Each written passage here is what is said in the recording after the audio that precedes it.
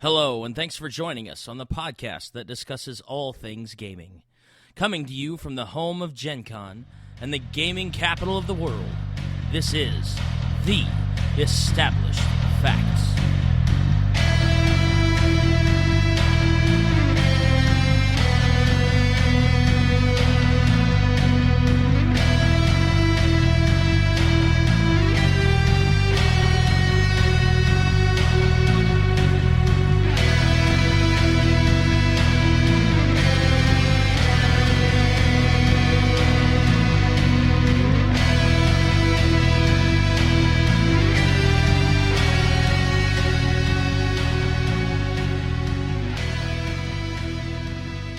Hello, everybody, and welcome to The Established Facts.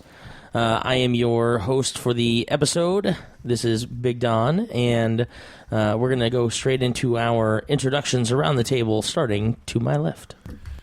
Hey, guys, this is Derek. Hi, everybody. This is Carrie.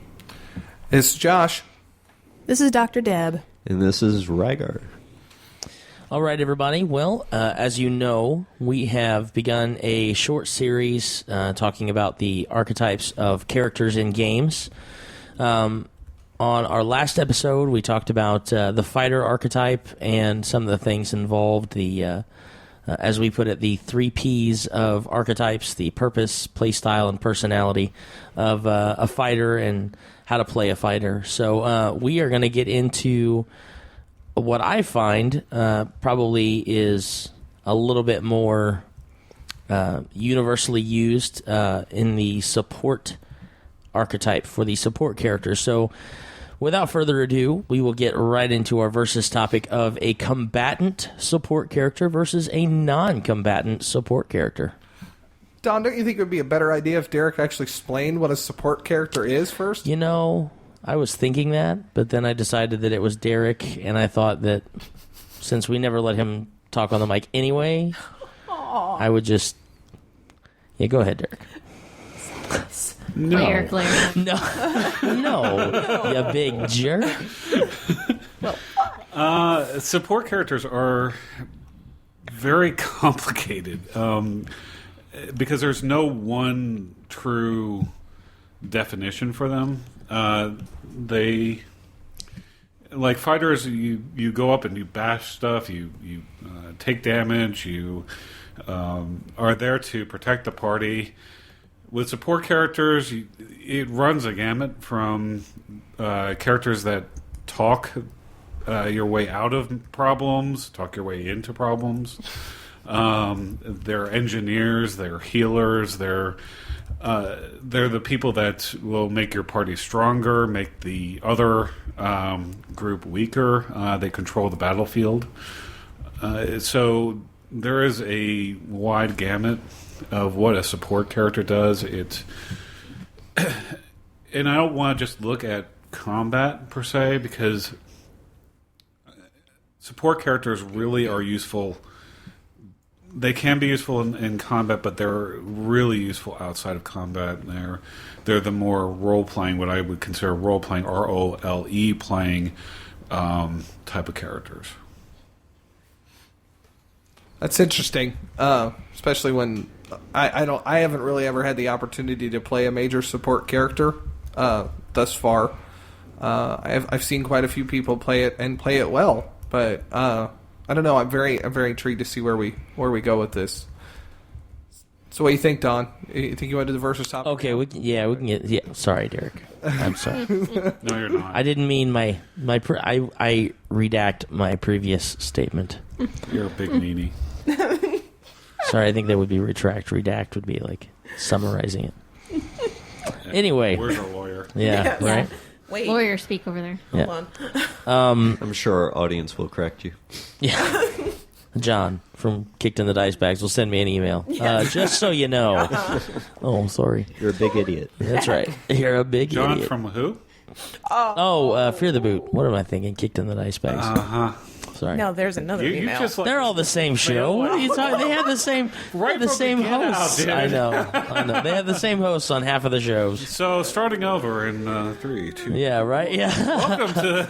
All right. Welcome to this episode of the Established Facts. The Don can't get his head out of his rear end episode. Anyway, okay, so combatant support characters versus non-combatant support characters. I guess we can we'll just do an opinion on what you prefer to play, whether it be a combatant versus a non-combatant support character. Go ahead, Derek. Non-combatant. As a GM, I prefer combatant. Of course you do.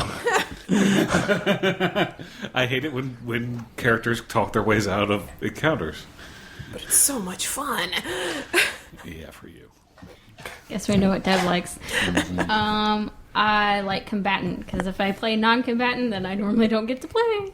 Oh. Sad face. Well, the game she just joined in on this, I had a very combat heavy game on purpose because we've had a lot of non-combat games with Derek, and it's our own fault mostly. But either way, so I made sure. Okay, yeah, it's all our own fault. Whatever.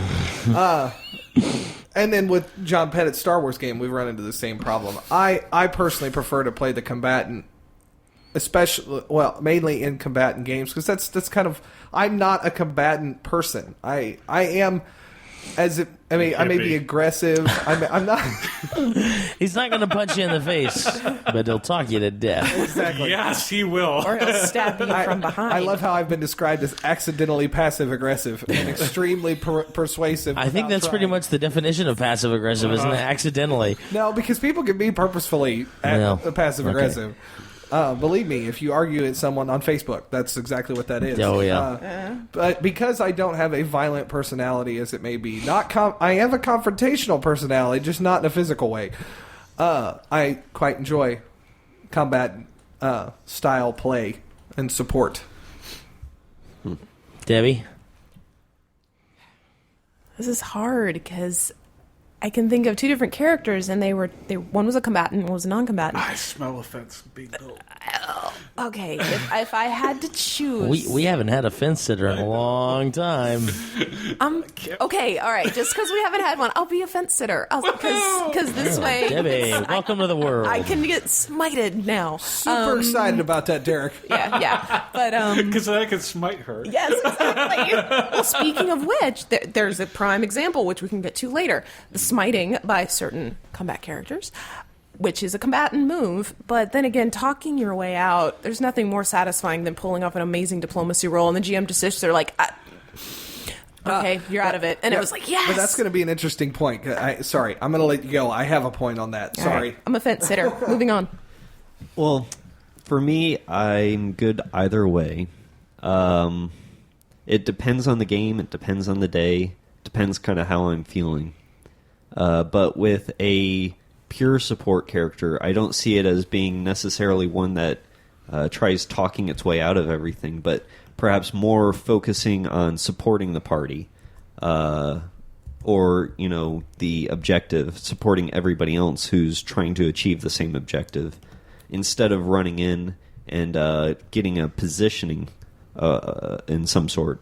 So what I'm thinking too is something like PlanetSide. You run in with engineering, you can drop a turret.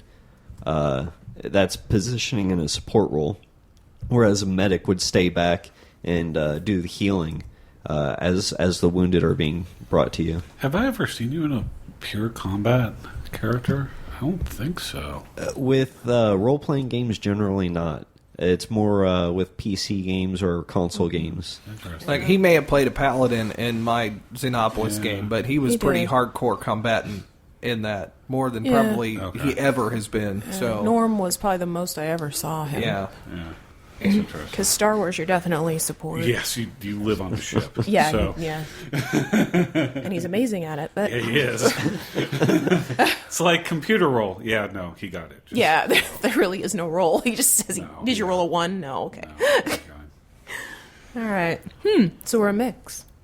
We are a mix, and funny enough, kind of looking or listening to what everybody said and kind of examining it in a universal sense, I realized that I guess I'm kind of a fence sitter, but I'm on a completely different fence than Debbie, because I know it's kind of strange, but you were talking about there were two different characters that you were kind of leaning between because one of them was a socially supportive character and the other one was a combatant supportive character. Well, funny enough for me, most of the characters that I create are a little bit of both. So it's the same problem, but it's on the other side of the coin. I usually have one character that embodies some of both of those because I enjoy the idea of having a character that can wage dueling warfare both physically and socially, or at least personality-wise. So, yeah, Derek? That actually brought up an idea, because Dr. Deb, I remember the character that you played, where was that? That was the game that you were in effect, the Oracle. The Oracle or Knowledge Laura? Oracle. Knowledge Oracle. Yes. Yes. Oh Yes. yeah, that was not a fun day. That was problematic for me as a GM. Yes. Because you could not do anything in combat. Yes, and there was no openings for me to do supportive. You didn't need me to do supportive in that particular situation. Right. Like you didn't need knowledges of how to hit somebody or anything. It was pretty obvious stuff. I mean, I had to create like a robotic, like a robot for you to inhabit Right. in order for you to actually Right. be in combat. So And I think it was because of the way you had built the story up until that point. There were more puzzles involved, and there were more kind of clues and where are we going, and that was totally what Zeri loved. And she could be the one to help solve the puzzle, and then they would go in and beat the crap out of something. Right. But that one game, it was pure combat. There really was no puzzle at all. We just needed to beat stuff up, yeah. I think it was and something she with was that almost day, that day. useless that day because it was true. Because by the time it would get to her, everything that she could do, even the spells that she could do a few combat spells, but it all had resistances, or you had to roll a fort save, and everything had an amazing fort, and so it was really, why bother? They're going to roll a 1 and get this fort save, and so she was pretty much useless, and so I think I fell asleep. Sorry. Yeah, because you're a doctor. Yeah, well, it was one of those, I can't do anything other than wave, so Right. I kind of fell asleep. and that's I think why I said as a GM I prefer a combat Mm-hmm. support character as well, because it's like, okay, now what do I do with the non-combat support guys? Because it's like they're going to be hanging out in back playing like Uno. Right. So- Or the non-combat is going to be, you've got to have someone who is a good role player. And I'll say in that particular game, I don't think I was doing a particularly good job, because when you can't do a combat, but you don't want to be a distraction, because dear Lord, those characters can be extremely, if I can talk, distractible. Like all of a sudden they're over there throwing a party and doing, magic mouth and, throwing glitter dust at random things. You can imagine some people doing that. And all of a sudden you're distracted and what the heck are you doing? Okay, well that's not helpful. So how can they be helpful? Sorry. No, it's a question. So something else about these really role-play intensive support characters is you need personalities that, as a player, you'd need a personality that's focused on like self-motivation, and you're able or willing to do things without the rest of the group.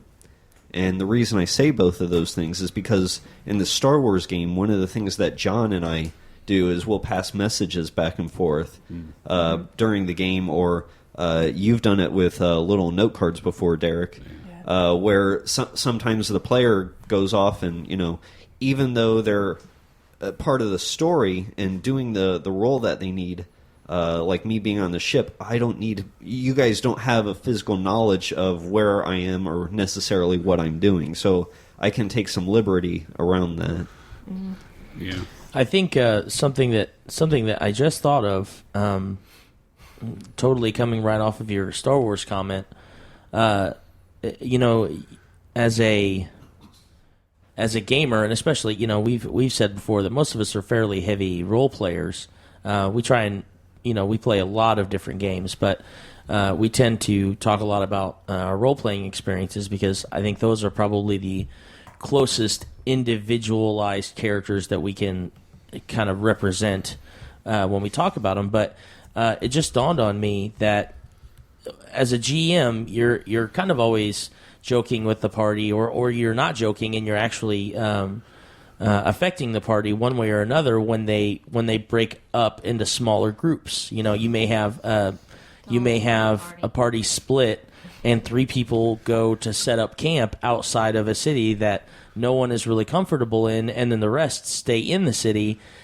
And it always tends to be the GM's idea that, oh, well, you split the party, so you get a random has to encounter. die. You know, you get punished because you split the party. But really, I mean, if you think about it, based off of what Jeremy just said, and even in regular modern day media, when do you ever watch a movie where there are members? I just watched The Expendables 2. When do you? There are only a few scenes in that movie where everyone is there. Everyone is involved because Or there are so Avengers. many pieces to that whole puzzle that without each one using their own specialized skills in their area of specialty or specialization or whatever, that if nobody was working individually on tasks to help the entire group, then nothing would get done, or it would get done at a slower rate. And I don't know if it's just something that I have, kind of made passe as a GM, but I think that at least for me, from now on as a GM, I'm at least going to weigh the option of, okay, well, if this portion of the party is going off to the ship to work on things in the ship to enhance the speed of the hyperdrive or fix a weapon that may have been damaged in the last combat, I'm not going to punish them just because they are not with the rest of the party. However, that also does not mean that the rest of the party will not be negatively affected because they are missing. Because if I'm a GM and I'm setting up an encounter for 8 players and 5 of the players show up, guess what? Get the full encounter. Obviously, the people that are in your party are there for a reason.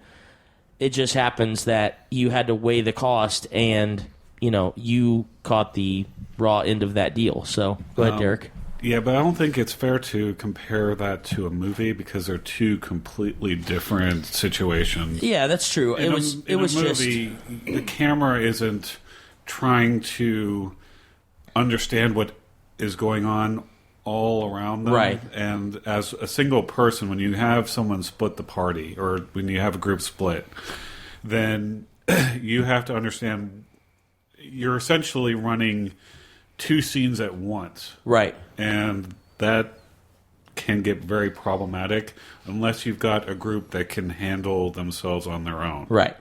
Well, and the reason why I thought of the movie was not only the Star Wars reference, and when you see in most of the Star Wars movies, when you see somebody leave the scene, it's not that they're leaving the scene and they're just sitting on the sidelines waiting for things to happen.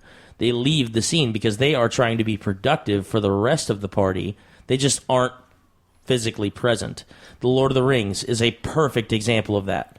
You have Gandalf. You have Gandalf, who soaks up all the XP from killing Always says his own the Killing the Balrog. yeah, the Balrog. I don't know. I saw that on somebody was telling me on. Somebody put it on Facebook, and Yeah. I showed it to you. What a jerk move! What a Go jerk right off and move. get all the XP for killing the Balrog. Oh my gosh, so awesome! But I mean, you have Gandalf, who's kind of the leader of and leader in a physical sense. He is leading the Fellowship in the first movie through trying to get to Mordor, and then the party splits. Mm-hmm. But they don't split in an ineffective manner. They split because Frodo knows that he's endangering the lives of the other people in his Fellowship, and Sam, being his support character, says, well, I already made a promise to you that I was not going to leave your side, so now I'm with you. And then you have Merry and Pippin. They kind of inadvertently go off on their own for a while because they get kidnapped. captured. And then you have the party that goes after them, And then you have Gandalf, who's doing all these other things behind the scenes, and then all of a sudden they all come back together. You see what I'm saying? And Like yet the that's funny the part about reference that I'm that, using. Gandalf looks at them looking for Merry and Pippin is like, no, they fine. Let's go do something else. Yeah, right. Yeah, exactly. They don't even question it. They're Okay. just hanging out with the big tree guy, so we're going to go go this way. kill a bunch of Uruk-hai over here in Helm's Deep. And if you watch the series, that's what keeps happening. They break and they come back, and then they break again and they come back. They don't stay static as one little group that goes the whole way. But it's always with a purpose. That was what Tolkien always... Yeah. You could always sense the purpose behind where Tolkien... He didn't just throw Pippin off a bridge and say, whatever. Right. There was always a reason behind what he did. So as a GM, if you can... Now, if the person is like, well, I'm going to leave because I just don't like this, okay, they're Yeah, that's- pouting and they yeah, deserve right. to be smacked. Right. But if there's a legitimate reason based upon what the character can do, what the character can't do, if they can explain and role play this, then I think if not rewarded, then they should at least not be punished for doing Right, that. because in the situation that you were bringing up with your knowledge oracle, if you got to a point where there was a big combat and you're going to be completely ineffective because they're going to make your saves and you're not going to run into melee combat because you'd like to come out of this alive, you might say, okay, well, I know that this is getting ready to happen. You guys are going to be a lot more fit to do this, so I need to go and use my social influence to maybe find somebody to come and help, or to find a backup, or to find. You see what I'm saying? This is where Rhaegar pretty much become. That's why it works for you, your character, is because you're on your own, right? Because if it was you and Deb that just decided to go off together, it's difficult, at least for me as a GM, because in the back of my mind I'll be like, okay, they're getting bored at some point because they're waiting on everybody else to finish their scene. Yeah. I actually have a trick to this. For when this works best for me anyways, and I'm grouped up with another person or maybe a couple other people, we are usually set in front of a task of some sort, like some kind of a puzzle. And instead of doing the confrontational portion of it, because the people that you're grouped with are in fewer numbers, and you have to take those things into consideration. Instead of going at it that direction, what I typically do is work with the other people who I'm in a group with, and we scheme or plot. And so instead of listening in or doing our own thing, while the other group's doing this combat, we're sitting there coming up with plans and throwing around ideas between each other. Oh, that's a good idea. Mm-hmm. So you're kind of metagaming your own thing over there, and we don't know. No, that's cool. No, That's a good idea. actually is a good idea. I do have a comment, and it's just so I don't forget. It's not 'cause I a did podcast mention of it. comments. Yeah, right. You made mention about always the deploy, and I'm sure this was going to turn into a topic later, versus topic as well. But since we're dealing with combat, non-combatant, or whatever, Are you going to make me throw this can at you? no, the power of diplomacy.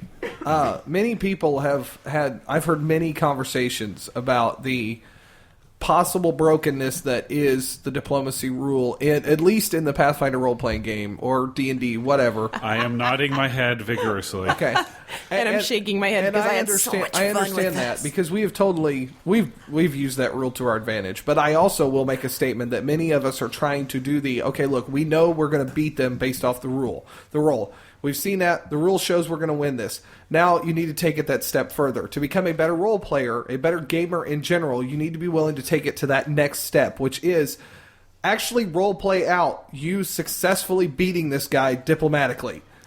And I think that's really something we need to kind of remember and focus on. And you as a game master, me as a game master, you as a game master, you as a game master, all of us as game masters need to really focus on, okay, we get it. We get it. All right, you're going to win this conversation. Now tell me how. Something else to recall about that is maybe they didn't make the roll, but through good role playing, especially with things like diplomacy, you can push that up. Like maybe there's a situational bonus, a modifier to this, or likewise they did achieve the roll, but there's a situational modifier that they, it just the story that they're trying to portray doesn't make sense. And with some of the back knowledge that as the person who's running the game. In that kind of a situation, if you have the first thing, a scene that I thought of was, if you have a small party that, maybe they knock out a couple of guards and then they dress in the guards' clothing and walk into a barracks, and they say, "Oh, where's the other guy that was with you?" Maybe there were 3 guards and you only have 2 people going in. Well, where's the other guard with? Oh, there was a dragon that landed. And I mean, obviously, that is, even if you roll an amazing bluff, that is just a really hard to sell story. So I think that if you were to actually role play it out, even though you were successful on the die roll, it at least makes for good role play. And if you can sell it well, I mean, yeah, a dragon did land outside, and Jim is an idiot, and much like Emperor Palpatine going with us, and Oh, Lord. we managed to. This is a funny gaming story. We on multiple occasions have managed to convince guards. And the thing is that we did it by rolling, but we did it with roleplay also. Because that's the only reason why I allowed this to happen. we actually had convinced a bunch of guards that Emperor No, you Palpatine... convinced the head guard in the... Right, that we had apparently brought in this big wig leader thing. His name wasn't Emperor. He wasn't an emperor, but his name was Palpatine. We managed to call him. And he was completely convinced that this guy was like a general in their army. He's like, yes, sir. Yes, we'll totally do pretty much what... And we were able to we blew up an entire barracks because he let us go into the armory. Well, and we had a really good rogue. In the background. And I think that can kind of like get us back on track here. We've got our support character. Okay, a lot of what we're describing here is the support character, and maybe what's the purpose? What is the purpose of a support character? And that's difficult. Support? I think you gave a really good example right there. Yeah, the first support character, the role-play focused support character, the non-combatant support character, is there to give other players opportunities. In this case, it was the opportunity to walk through and scout out the facility without any fear or threat. And then it was the combatant role, the rogue, that went in and actually managed to set up a trap. Yeah. I mean, and I don't mean to cop out on this, but the purpose of a support character is multifold. I mean, it's to... And the reason why I'm trying to avoid saying, well, a support character is there to support people is because that's just silly. Circular definitions. Yeah. The Department of Redundancy Department. Exactly. Have a Merry Christmas and a Happy New Year. So I think I have to go with a longer version of it, is that a support character is there to help facilitate other characters. ... Help facilitate ... Mm-hmm. A support character is okay. I'm a big foodie, so go with me on this. But just as salt and other seasonings and spices enhance a meal, a support character, right? Everybody's like, There's a reason why you have chicken cracked noodle salt. soup without salt. Oh, You yeah, won't like no. it. right. No. But just as a good spice, or in Mikey Mason's world, a good beer helps to enhance a meal or enhance an experience with food, a good support character enhances the abilities of a party in more than just one focused aspect. A good rogue is going to help your party both combatant, as a combatant and as a non-combatant. I got it. Support characters are a monocle to a suit. There you go. A support character fills in the gaps. They're the glue. Or in some cases the grease. It all depends on what situation they're needed in. Right. Whether to help you slip through the cracks or to fill in the missing pieces, I guess it could be. I completely see that. And now, with that being said, that does leave our other three, because the survivalist is going to sit in a very similar position, but not as like integral. I have some ideas for that already. As support. I mean, I agree with Don that just comparing that with food, that support characters are your salt and pepper. It's the essential spices. And I like that. So, okay, and I'm not trying to take hosting over here, but we're in for it. conversation mode here. Go Let's for keep it. the conversation going. What play style? What type of play style? I mean, we've already said non-combatant and combatant. Okay, we've already explained the differences there. This is But- somebody who the play style is someone who wants to role play. Essentially, this is going to be someone who wants to talk. This is going to be someone who wants to think clever. about. Yeah, get clever about problem solving and think of different ways around issues. They're the ones that actually are going to be the ones that seek out trouble too. Thinking about Chupa. Chupa is very much a support character. I mean, this is part of the reason why I took this topic is because of Chupa. His thing is, hey, look at something. Wonder what happens if I touch the red button. I mean, and That's a healthy lifestyle. Kind of sounds like Sophie. I Yeah. don't know. That's in the game you're not in. It's her but- character in. Oh, okay, gotcha. Yeah. He would put his fingers in an open socket just to see if he can. He has Yes. actually Get a put white line? Yes. No, he wanted to get the afro. He was like a Yes. little furry afro walking around. Yeah, and that's how I got to like zap people with like static electricity. Chupa, you're drunk. Go home. Yeah, exactly. But in Sophie combat, is normally drunk. Yes. but in combat, he's the guy that sticks people with drugs and either makes them high or puts them to sleep or makes them hallucinate, or he's controlling the combat, but he's very much also a talker. So. I actually really like what Demery described, partly associated with his personality earlier, because I think that fit in well with this.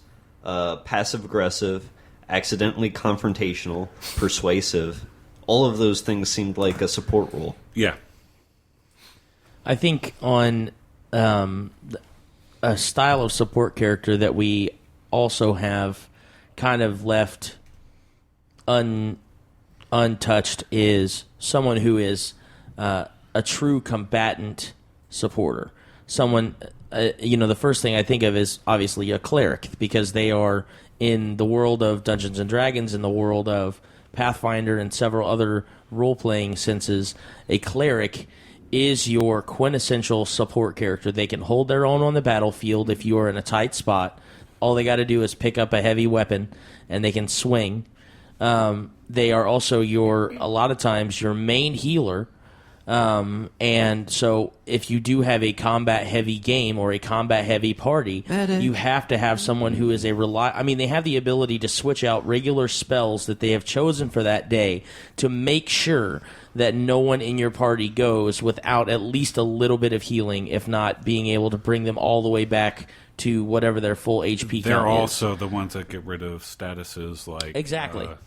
Turning your removing undead, curses removing and poisons and things. They are also, on a social sense, they are also a lot of times, and this does not, I don't think, get role played out as often as it should, but the reason they are what they are is because they are the faith spine of your party. They should be the leader of your party, even if it's in a more of a chaplain sense, like, a universal kind of worship leader, if you will. Someone They're your who is moral compass. Yeah, exactly. There's someone who someone who is willing to address the hard questions about morality. They're not necessarily going to be lawful and say you have to do this.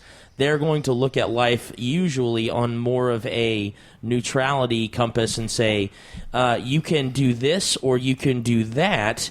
These are going to be the effects of those things on the short term. You have just blown my mind. Well, I do what I just can. watched a light bulb go off over Rhaegar's head. I was It's pretty avoiding funny. steam that was coming out of his ear.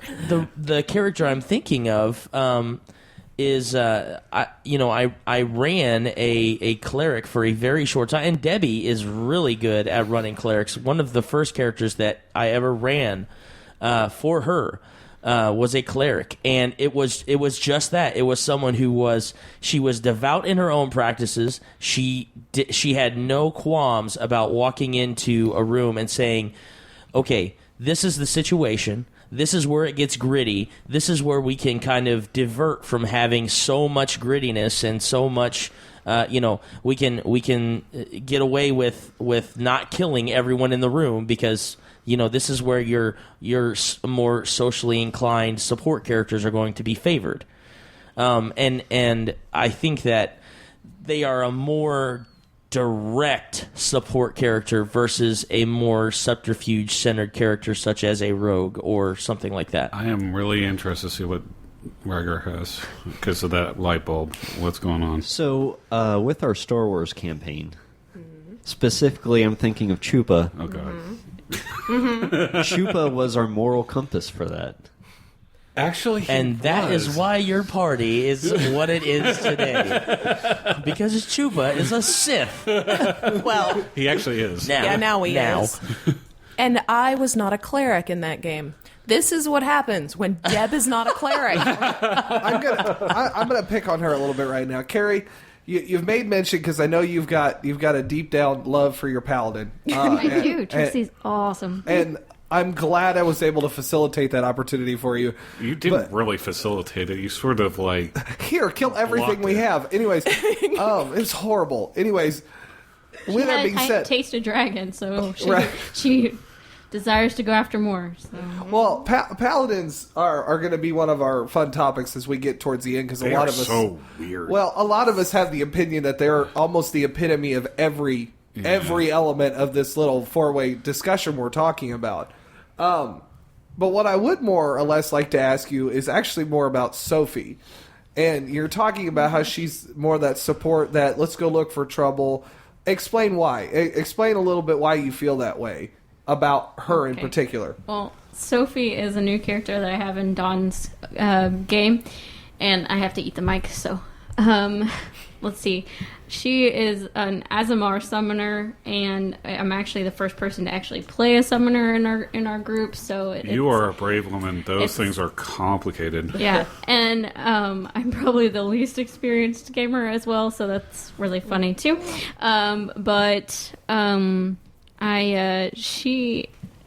We did a background roll up for all our characters in there, and one of the main things that stick out in my mind from my background roll up is that she's foolish. So she's supposed to be this pretty celestial thing, and who summons her Eidolon, and actually nobody in the party has seen me do that, so I don't think they really know what I am. I'm just this little girl who's kind of following them around with braids and weird eyes. And please tell me that your Eidolon is a pink pony. Please just tell me that it's a pink pony. I'm trying to make him be like a dragon, and his name is Petey. That's right. She has Petey the dragon, She does. or future dragon, Yes. Eidolon thing. Yeah. So he kind of has some dragon-like characteristics. Oh, wow. So, yeah, nobody in the party has met him yet, but it's really No, funny. we haven't.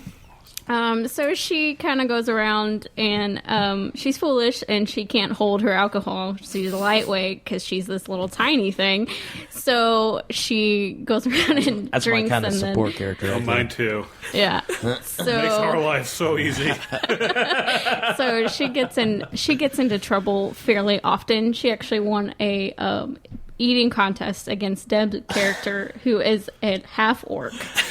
Half-orc swashbuckler at that. Yeah, so I actually enjoy playing support characters. Yeah, it's gonna be fun seeing how Sophie interacts in combat when she summons, and everybody's like, "What is that?" I've got a question for you on that. Yeah. So, does your character typically get into trouble? Sophie, yeah. Okay. So far. Do you- Almost all of my characters I've ever played have gotten into trouble. Okay. So They get into different kinds of trouble. Because Do you- Trixie's trouble is... Yeah, Trixie's trouble means death, but she's like, "There is a dragon over there. I must go kill it. Yes. I must go smite it." do you feel like you like it frees you up as a player, just feeling like you can get into that trouble? It's like Definitely, stuff that- and normally, because my first experience with gaming was a huge group, and there's 13 people in the room, and was it that group? yeah, Yes. Oh, yes. So- These two both were introduced to the Dalfor campaign almost immediately. Yeah. Yes, I know. I can't believe we still have them. Yeah. So I had never played D&D. I'd never heard about it. Never gamed any. Like, I played video games with my brother when I was little, but that's only because I had to. And we didn't play board games. We didn't grow up as a gamer. I was converted by Josh. Yeah. So... And You're a gamer evangelist. I try. he tries. So I never. So the only way I could actually get to play was if I got the party in trouble, because then everybody was like, "Oh, we have to deal with this. She got us into trouble." So that's normally what I did.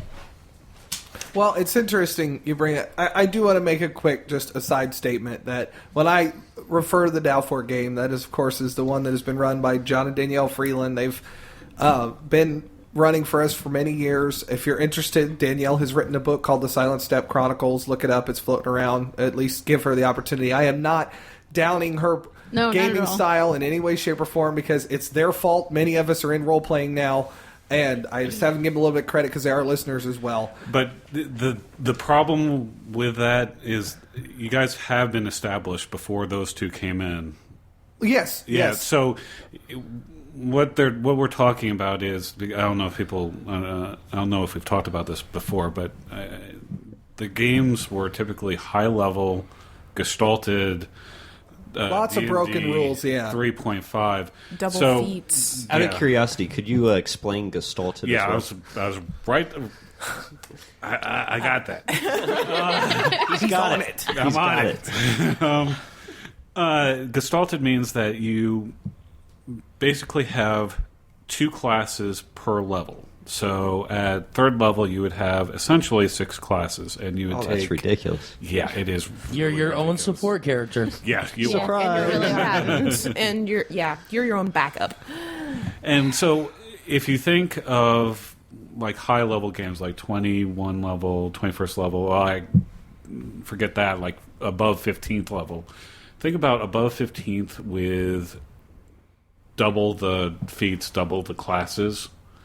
Yeah. Yeah, and double the people of a standard game. Yeah. Yeah. Is that like So- bringing That's the worst double mint part. gum with you? Yeah, it's Oh, that's maybe. horrible. It's That was really it's bad. no longer double fun. But It's not double But- McGum. The only reason why I always bring that up is because that was my introduction to role playing. So it was kind of like, here you go, here's a crazy high level character. When That you've never isn't played being before. thrown into the deep end of the pool. That is being thrown into the deep end of the pool with the With pool sharks.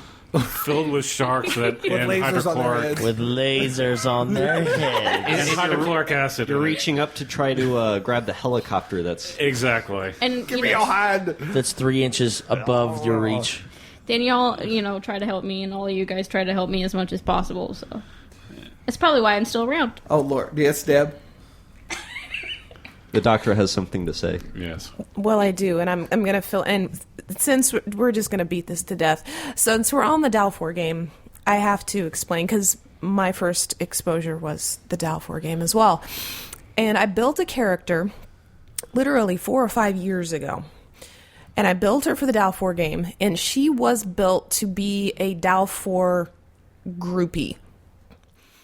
Yes. She was built, her only purpose was... Dalfor groupie without the sleeping around. Yeah, no, she never Yeah, slept that with was anybody. Aviana. Yeah, that was Aviana. That wasn't Amelia. But that was her only purpose. She was built to be an ultimate support character. She could not really do much of anything herself, but she had 2 or 3 levels of every single thing that the entire Dalfor party was. So Well, she I was applaud core- you for this. she was by a the Core way. classes. core classes. She was a sorcerer. She was a wizard. She was a gatecrasher. She was a shadow dancer. She was a... Anyway. We got it. Yeah, Let's put it the was sick. ellipsis on it. Move on. Right.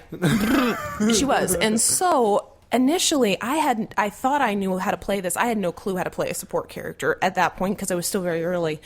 And I got completely lost. And that's the thing I want to point out as support characters. If you don't know how to play what you've got, you will get lost because you don't know how to use the strengths of what that character is. Yeah, it's a more of an advanced. It is. I would say it's probably the most advanced. To play it well. Because it's roleplay centric. Right. Fighters are frontline groups are characters are the easiest, and then I'd say Survivalists are probably next, but Even casters, though, because you just stand at the back and fire. Casters paperwork. But and so after 4 or 5 years, I never played her. I only played her once or twice, and then I stopped playing her because it wasn't that I disliked her. I didn't know how to play her. And then 4 or 5 years later, we came back, and Amelia came back into a Dalfor game. I said, I'm going to try this one time. And then I'm probably going to chuck her if I can't play her again. And actually, we finally found the place where she could fit. And she is now the primary character. Dalfor is the primary character. She is the support character for him now as he jumps in time and he does all of these travels. Her She has purpose become is a companion. She is his companion, and she is his That's a support Doctor character. Who companion, Yes. not Yes. the Firefly companion. Yeah, no, not like that. But Doctor Who-like companion. yes. And because she has all of these different skills, she's very useful because she can do tons of different things. And if, You don't Vorn like doesn't come and Firefly, Yin Yang sorry. doesn't come, we're going to bust out with, she don't like Firefly. No. But finally, I found her purpose. And that's my point. If you're out there and you've never played a support character really well, you've got to find your niche and then play within that niche. As a support character, you're not going to be up front throwing axes. That's not your purpose. And you can't do everything. No, you can't do everything. Although Amelia sort of can, but that's because she was Well, built that yeah, way. because you're at 42nd level. and- Gestalted you with were double the- feats. You were the Tails to Sonic's Dalfor. I was. Yes, exactly. So that's exactly what okay, she then was. that brings us to the third P. I've put us in the first two. Now the third P. What type of personality does it take to run a support character? I know for me, it's got to be someone who is not afraid to come out of their shell. has to be It's- an extrovert. It really does because it I'm an requires so introvert and I much. play them. I'm an introvert. It's my but favorite character. You're willing to come out of your shell. That is the little element. You've got to be willing to come out of your shell to play a support character. Because you have to instantiate. Okay, going down the code route, you have to instantiate the object, and then you have to call its methods, and then You have to be Come really back, Derek. creative. Yeah. Yes. Really creative Yes. with it. Yes. or willing to be creative. Because sometimes you need guidance in your creativity as well, and that's the advantage Like me. again. Yeah. But curious about where your character can go. Can my character do this? I've done that a few times. She should be able to, if you look at these, but can I actually do that? And then being able to explore a little bit more. It may not be on paper, but that doesn't mean you can't do it. So you need to talk to your GM or whoever about So that.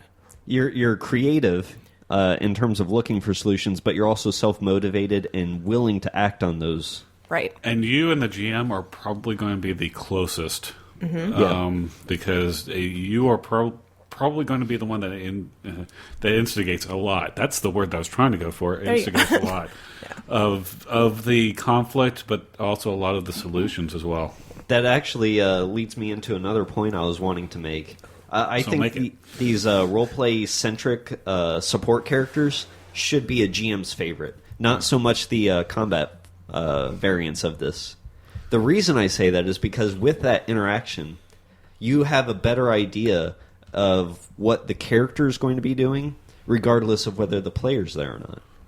I agree, but it becomes, and again, I'm thinking of Ziri in this. Poor Ziri. Well, but Poor I Ziri. adore Ziri, though. Yeah. She's one of my faves ever.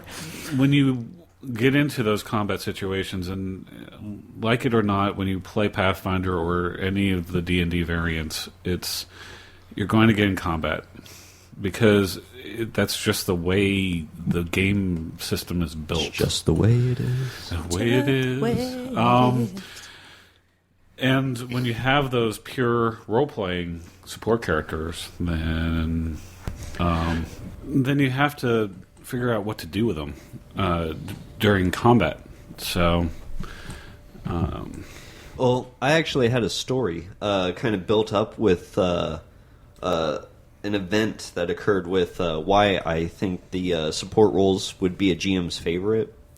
With that connection that I was referring to, I was building that with my DM at the time for an Orpheus campaign, which is set within the world of darkness, kind of like a Constantine mix, for those who aren't familiar with that. So my character was traveling to the other side, and obviously I wasn't able to be actually a part of this campaign anymore. So me as a player, I had to leave and the storyteller took creative freedom on this with my permission. And when we went to the other side with the sandblasting demons all over the place, my character was out running around making deals with some of the inhabitants over on that side. And as the players progressed and the story progressed, my character ended up coming back at the very end of the game with a spectral nuclear weapon that he brought in and helped, annihilate the main boss of the game. Those characters can be very useful. I mean, along those same lines that your character, your GM, was able to use, we also have another friend of ours who used to play a lot with us. And he had a character called Speckle who was crazy. He was a sorcerer, if I remember correctly. But he was a Kender. He was a Kender sorcerer in all the possible ways. And he didn't really start off as pure crazy, but he started... the player had to leave due to some personal reasons, and he allowed me to use that character, which I use extensively, to make things blow up or to get myself out of bad writing situations. But he's gotten a lot more unglued. The character has gotten a lot more unglued as he's worked for one of my 3 main entities, which is the universe, and he's grown a lot more powerful. But he's a useful tool in my toolkit to deal with that. The other thing you're seeing, these support characters, a lot of what we've talked about have been role playing games, and I know this is that I don't really see a whole lot of this playing out in board games unless they're role playing style board games. But you do see it in video games. Skyrim, I know, very very similar to role-playing games as it is, but Skyrim is that you're one person, trying to impact the world of Tamriel and doing all these different things or whatever, but all throughout the game you're impacting people. And in different missions you will see, someone may be willing to do something for you because you helped out someone else. They become a support character for you. And I think more games that have that interaction with the people around you, even if it is a single person player or first person shooters, your Call of Duty, your what's the one, Battlefield, the other ones that have you in a little battalion. We mentioned snipers or right. You're calling in support characters and showing the need for a situation. A game that I just thought of when you were talking about Call of Duty, Army of Two. If you've ever played Army of Two, that is exactly what Army of Two is. It is a brute dude with a huge gun that blows down walls, and then his buddy, who's half his size, with a gold-plated gun, who runs around, and that's basically what they are. Is they are constantly and ever changing. That frontline fighter mentality with that support gunner kind of guy, or the robot from Borderlands. Yes, absolutely. Claptrap. Absolutely. Claptrap. Yeah. I'm dancing. I think at this point I also need to throw out a sort of a shout out to bards, sort of a redeeming thing for bards, because they are the most maligned class in the world. That was my first character, was a bard. So, really? Yeah. Was it more of a frontline, or was it? She was a performer. So she was actually in the Doubtfire game. I mean, that was my first character ever. So, but I loved her. Yeah. Played her for bards can be years? so much fun. Oh, breaks her off and ran away. 4. So 3 or 4. 4 years. But she also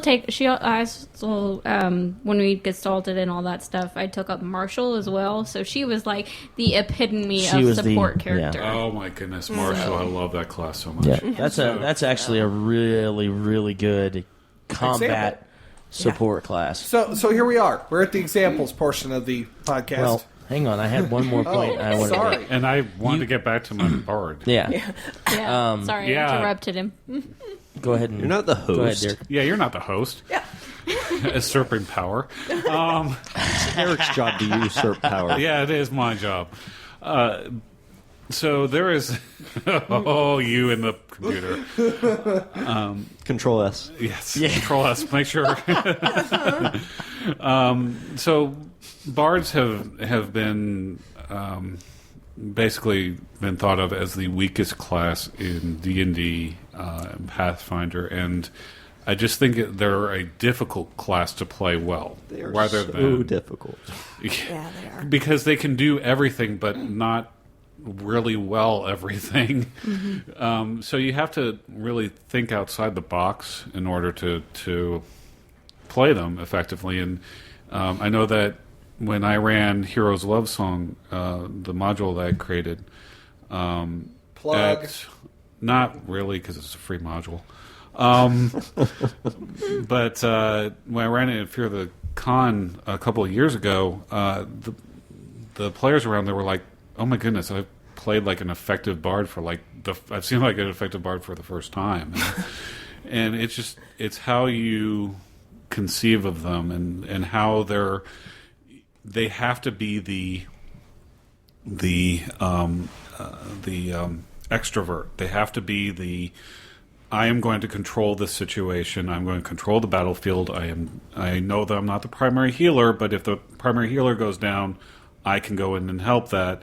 But I'm going to be the one that talks people out of situations. I'm going to be the one that controls what the battlefield is, helping our people with inspired courage and affecting the other people by countersong and that sort of thing. So, Deb, go ahead.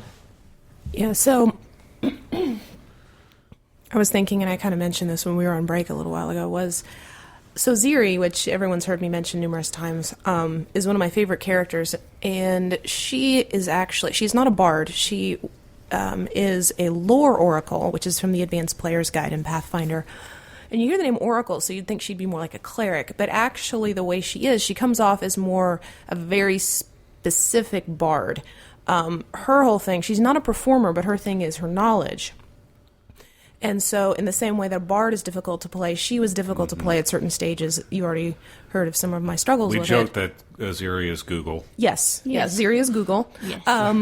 And which it can be incredibly fun to play when you have puzzles or when you have difficult things where everyone's stuck. She's perfect for it because she'll just sit there and think for 30 seconds, in game time, and then she just opens up her eyes and she's got it. Didn't she get stuck in the library of Xenopolis? Yes, she did. And I forget, didn't someone have to actually physically drag her out? Yes, because Yeah. that's one of her curses or one of her drawbacks is that she had to read every book. Right.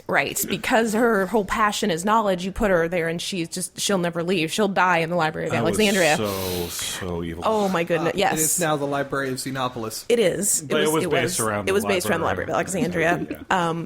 And playing her when she walked in there was just like, oh goodness, mind-numbing, because she was.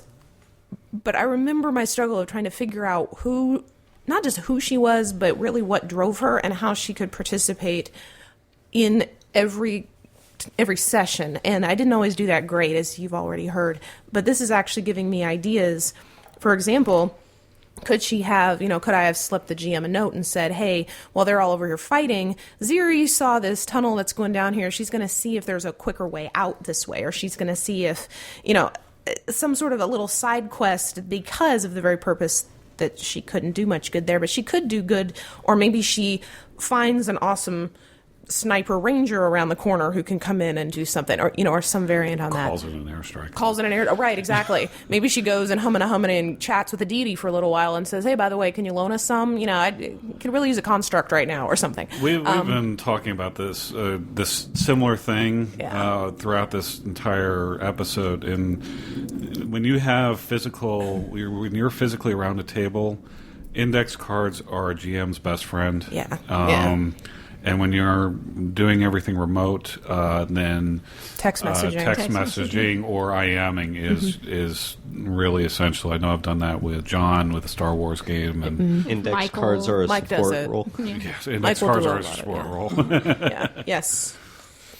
I was going to make a quick comment on, and I know Derek has said it a few times, and Josh has said it a few times, but the idea of an extrovert versus an introvert support character, because I am of the opinion that you can play an effective support character as an introverted style of character. Now, I agree that there are points in time when you have to make your character stand out from the rest of the crowd, because to be an effective support character, there are times when you have to be known from your party, whether it be you have some obscure, strange knowledge that the rest of the party doesn't have, and you Knowledge, are Purple House. right, and you are trying to inform the rest of your party on this information that you might have, or maybe you heard something in passing, or maybe as a slightly reclusive, introverted kind of character, it allows you the opportunity to slip away from the rest of the party, to go and try and find some of the smaller things that maybe a larger party that's just combing through the city doesn't necessarily get a chance to see.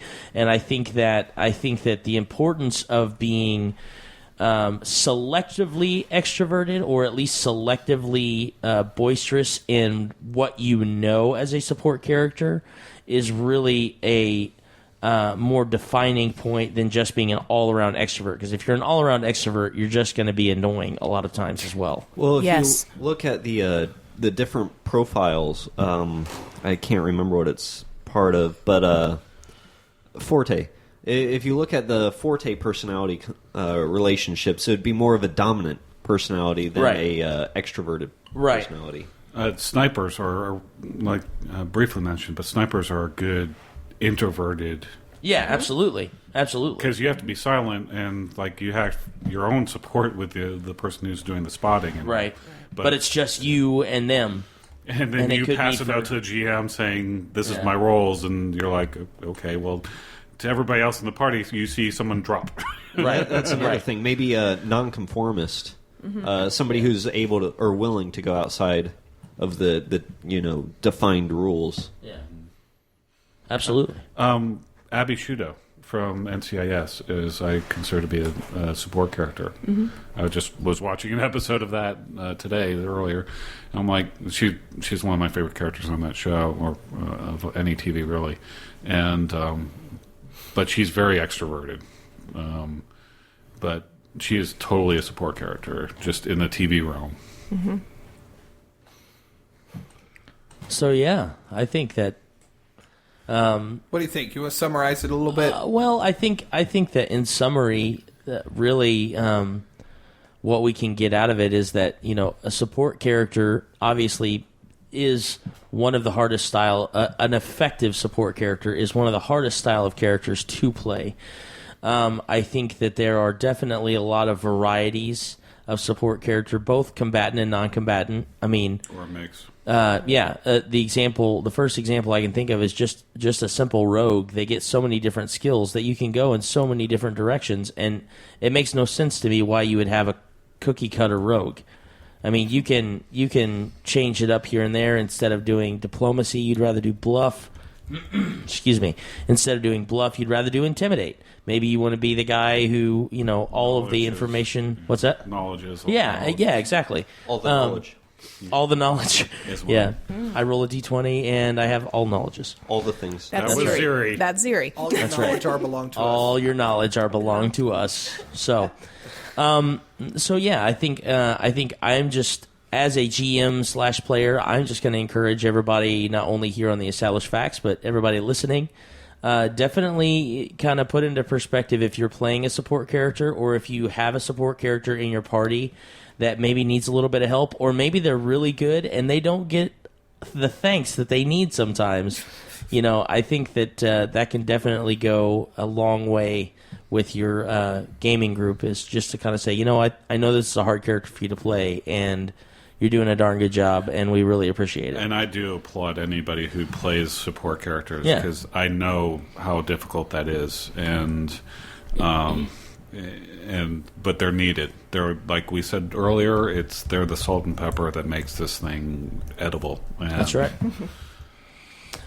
So, as you can tell, we've got 2 down now. We've got 2 more to go. We're going to talk about the survivalist archetype and the caster archetype on our next 2 episodes. So, please look forward for those. And if you didn't get a chance to listen to the fighter archetype, please go back and listen to our last episode. But on our last episode, we established that you can swing your sword hard and wear your armor right. You can stand up and you can sit down. So fight, fight, fight. And then... Before you say I wanted to make a quick thank you. Okay. Jeez, you're blocking everything. I wanted to get him before he did that, but I didn't. That's all right. That's all right. Go for it. Fight. I want to make a personal thank you to cheerleader. Mikey Right? Mason. Yeah. for yes, definitely. Oh, yes. Our new All right, you're forgiven. version. our new version of our intro. Yeah. I like it a lot. And It's awesome. The couple of people that actually put in their opinions on Facebook, I appreciate it. Bob the Goat, Ragar actually commented as well. Yeah, man. And I believe there are a few others who have, especially Bob. We want to thank you for continuing to post on our Fear the Boot forum, and as well the folks on Facebook. We have said, those who weren't aware, thank you to the Dark Phoenix. And That's right. we hope to have a winner against Mario and the Dark Phoenix very soon. If not during this episode. I can't wait until the Dark Phoenix owns him. So, again, Bitter. thank you to Mikey Mason. Make sure you support him at MikeyMason.com. Also, on a quick side note, if you are part of our Facebook Established Facts like page, you will notice that we have 82 current likes. And that does include, unfortunately, some of the people on the show, but it's all right. So we are literally 18 away from being at 100, and we are 8 away from 50 episodes. Yeah, and 8 episodes away from 50 episodes. So I would love it if we could hit 150 around the same time, especially because we're also going to be celebrating our 2-year anniversary come July. So lots of good things coming, lots of big things coming. Yes, right. I find this really interesting. Are there people on the podcast who don't like the show?